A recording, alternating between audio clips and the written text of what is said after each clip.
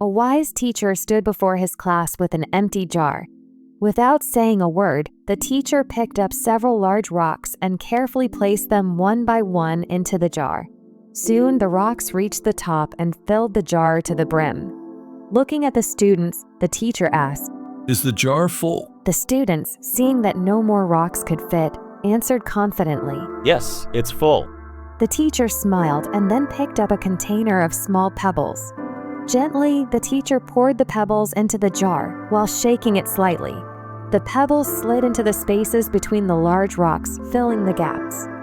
Once again, the teacher asked, "Is the jar full now?" The students hesitated but replied, "Yes, now it is really full." The teacher laughed and reached for a jar of sand.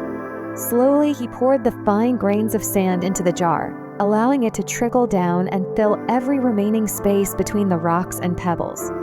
The sand worked its way through, settling perfectly around everything else.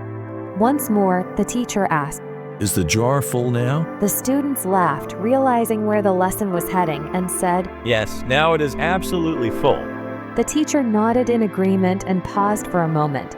Then, addressing the class, the teacher began to explain. "This jar is like your life.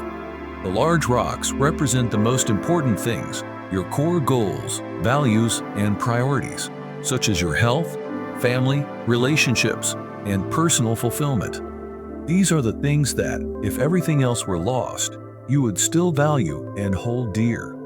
The pebbles represent the smaller but still meaningful aspects of life, such as your job, hobbies, and responsibilities. These things matter, but they are not as essential as the rocks.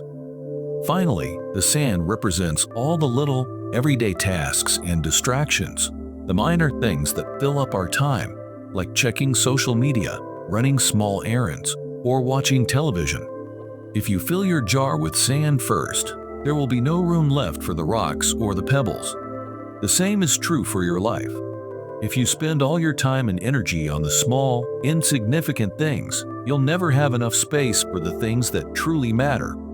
The key to a balanced, fulfilling life is to prioritize the big rocks first. Focus on your most important goals, relationships, and well-being.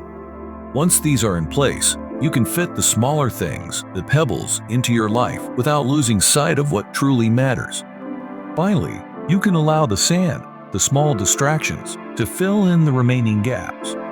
But always remember, if you start with the sand, you will never have enough room for the rocks." The students sat in thoughtful silence, reflecting on the simple but profound lesson before them.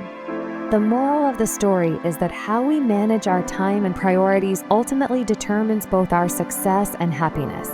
By focusing on the most important tasks and values, first we ensure that we give space to what matters most.